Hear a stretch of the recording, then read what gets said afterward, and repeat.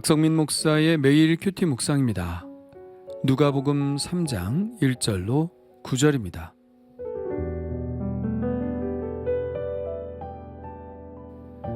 디베료 황제가 통치한 지 15해, 곧 본디오 빌라도가 유대의 총독으로, 헤롯이 갈릴리의 분봉왕으로, 그 동생 빌립이 이두레와 드라고니 지방의 분봉왕으로, 루사니아가 아빌레네의 분봉왕으로, 안나스와 가야바가 대제사장으로 있을 때에 하나님의 말씀이 빈들에서 사가랴의 아들 요한에게 임한지라.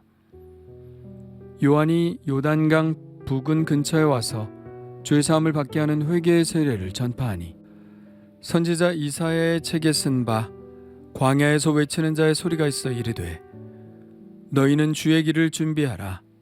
그가 오실 길을 곧게 하라. 모든 골짜기가 메워지고 모든 산과 작은 산이 낮아지고 굽은 것이 곧아지고 험한 길이 평탄하여질 것이요 모든 육체가 하나님의 구원하심을 보리라 함과 같으니라. 요한이 세례를 받으러 나오는 무리에게 이르되, 독사의 자식들아, 누가 너희에게 일러 장차 올 진노를 피하라 하더냐. 그러므로 회개에 합당한 열매를 맺고 속으로 아브라함이 우리 조상이라 말하지 말라. 내가 너희에게 이르노니 하나님이 능히 이 돌들로도 아브라함의 자손이 되게 하시리라. 이미 도끼가 나무 뿌리에 놓였으니 좋은 열매 맺지 아니하는 나무마다 찍혀 불에 던져지리라. 아멘. 누가는 역사가답게 세계사적 배경 속에서 세례 요한이 등장하는 시기를 기술합니다. 디베료 황제가 통치한 지 15해라고 합니다. 디베료는 아우구스투스를 이어 왕이 된 로마 황제 티베리우스를 말하죠. 그는 주후 14년에서 37년까지 통치합니다. 그가 통치한 지 15해니까 이때는 주후 29년경 정도로 잡을 수 있겠습니다. 그렇다면 유대의 상황은 어떨까요? 본디오 빌라도가 유대의 총독으로 있었다고 합니다. 빌라도가 유대의 총독으로 부임하게 된 데는 사정이 있었죠. 헤롯 대왕이 죽자 로마는 그의 3명의 아들들에게 영토를 분할하여 다스리게 하고 분봉왕이라는 칭호를 주죠. 가장 큰 영토를 차지한 사람은 아켈라오입니다. 유대와 에돔 지방과 사마리아를 다스리게 하죠. 그리고 안티파스에게는 갈릴리 지역을 다스리게 합니다. 1절에 나오는 헤롯은 바로 이 헤롯 안티파스를 말하죠.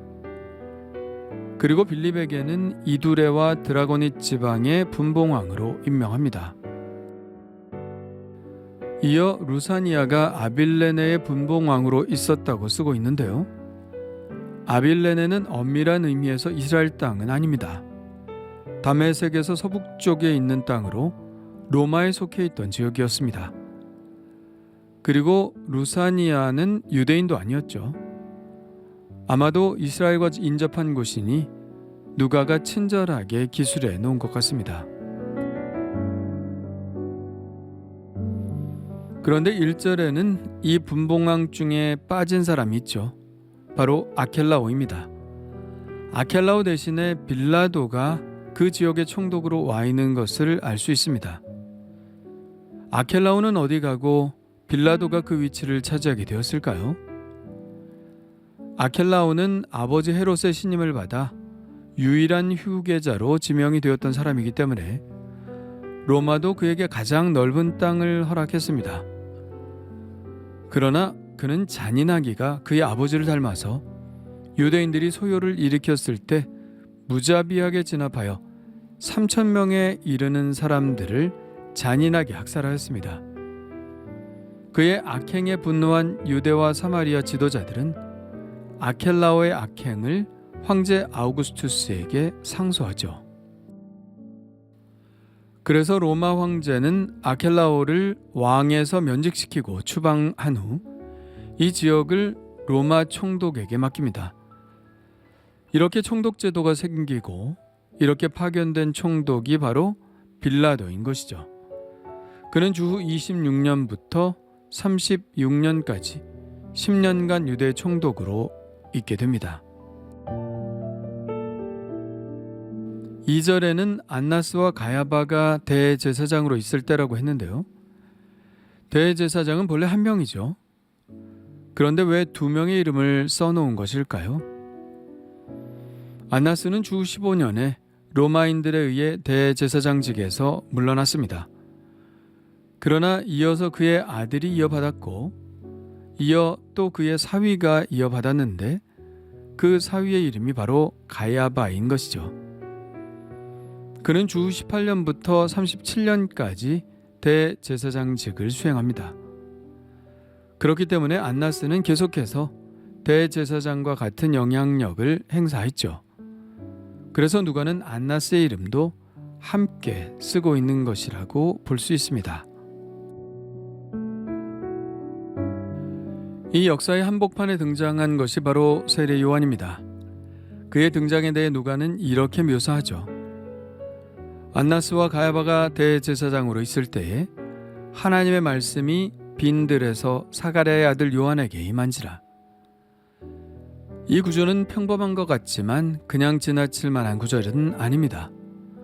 이러한 기술 방식은 구약의 예언자들을 소개할 때 쓰는 전형적인 방식으로, 예를 들어 예레미야가 등장할 때는 아몬의 아들 유다 왕 요시야가 다스린 지 13년에 여호와의 말씀이 예레미야에게 임하였고 라고 기술합니다.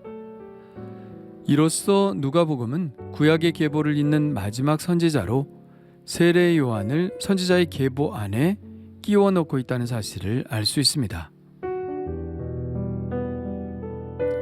그렇다면 그의 사명은 무엇일까요? 누가복음은 그의 사명에 대해서 말라기와 이사야가 예언한 예언의 말씀을 실행하는 사람이라고 말합니다. 말라기는 3장에서 보라, 내가 내 사자를 보내리니 그가 내 앞에서 길을 준비할 것이요 라고 말하는데, 이 말라기에 등장하는 사자는 하나님의 심판을 준비하는 사자로 등장합니다. 반면에 이사야의 예언은 40장 3절 이하에 나와 있는데요. 그의 예언은 구원을 준비시키는 것으로 나오죠. 오늘 6절의 말씀처럼 모든 육체가 하나님의 구원하심을 보리라 라고 예언하고 있습니다. 지금 누가복음은 세례 요한의 말을 통하여 하나님의 심판과 구원을 선포하고 있는 것이죠. 심판과 구원은 따로 떨어져서 생각할 수 없는 것이죠. 심판이 있기 때문에 구원이 있는 것이니까요. 우리가 심판의 두려움을 갖고 있지 않다면 구원의 길을 찾지 않을 겁니다. 그러므로 구원을 말하기 전에 우리는 하나님의 심판에 대해 먼저 말해야 합니다. 세례 요한은 이 방식을 그대로 따라 말씀을 선포합니다. 그는 그에게 세례 받으러 나오는 사람들에게 먼저 심판을 말하죠. 독사의 자식들아, 누가 너희에게 일러 장차 올 진노를 피하라 하더냐. 그리고는 구원을 선포합니다. 그러므로 회개에 합당한 열매를 맺고, 심판을 피할 기회가 있다는 것이죠. 그 길은 회개하고 세례를 받으며 그 후에 회개에 합당한 삶을 살아가는 것입니다. 회개에 합당한 열매는 앞으로 10절부터 나올 사람들의 질문에 대한 대답을 통해서 이야기할 것입니다. 그는 이 구원의 암시를 한 뒤 한 번 더 심판을 선포하는데요. 이미 도끼가 나무 뿌리에 놓였으니 좋은 열매 맺지 아니하는 나무마다 찍혀 불에 던져지리라. 예수님도 이 말씀을 심화하는 말씀을 하셨습니다. 이와 같이 좋은 나무마다 아름다운 열매를 맺고 못된 나무가 나쁜 열매를 맺나니, 좋은 나무가 나쁜 열매를 맺을 수 없고 못된 나무가 아름다운 열매를 맺을 수 없느니라. 아름다운 열매를 맺지 아니하는 나무마다 찍혀 불에 던져지느니라. 그런데 세례 요한은 이 심판과 구원의 말씀을 선포하면서 매우 중요한 말을 합니다. 이 말은 누가복음이 의도하는 바를 정확히 이야기하고 있죠. 속으로 아브라함이 우리 조상이라 말하지 말라. 내가 너희에게 이르노니 하나님이 능히 이 돌들로도 아브라함의 자손이 되게 하시리라. 이 말씀은 아무리 유대인이라 할지라도 혈연으로는 구원을 받을 수 없다는 말이죠. 반대로 이방인이라도 회개하면 구원이 그에게 열려 있다는 것입니다. 예수님은 삭개오에게 똑같은 말씀을 하시죠. 예수께서 이르시되 오늘 구원이 이 집에 이르렀으니 이 사람도 아브라함의 자손이미로다. 삭개오는 이방인 죄인 취급을 받는 사람이었지만 회개하고 회개에 합당한 열매 곧 자기 소유의 절반을 가난한 자들에게 주었고 속여 빼앗은 일이 있으면 네 갑절이나 갚겠다고 한 그 열매를 보시고 주님이 그의 구원을 선포하신 것입니다. 그렇습니다. 저절로 얻는 구원은 없습니다. 누가 구원을 얻으려고 한다면 반드시 해야 할 것이 있죠. 바로 회개입니다. 그리고 진정한 회개란 회개에 합당한 열매를 맺는 데까지 나아가는 것입니다. 요한복음은 말합니다. 이는 혈통으로나 육종으로나 사람의 뜻으로 나지 아니하고 오직 하나님께로부터 난 자들이니라. 혈통이나 육정이나 사람의 뜻이 아닙니다. 유대인이라는 혈통은 이제 아무 소용이 없습니다. 바울도 말했죠. 무릇 표면적 유대인이 유대인이 아니요 표면적 육신의 할례가 할례가 아니니라. 오직 이면적 유대인이 유대인이며 할례는 마음에 할지니 영에 있고 율법 조문에 있지 아니한 것이라. 그 칭찬이 사람에게서가 아니요 다만 하나님에게서니라. 누가복음은 일관되게 이방인에게도 이 구원이 열려 있음을 세례 요한의 입을 통해서 선포하고 있는 것이죠. 하나님이 보시는 것은 혈통이 아니라 그가 진정 회개하고 회개에 합당한 열매를 맺고 사느냐를 보신다는 것입니다. 그렇다면 나는 어떤가요? 진정한 마음의 회개를 하고 있나요? 그리고 또 그 회개에 합당한 삶을 살고 있나요? 주님 감사합니다.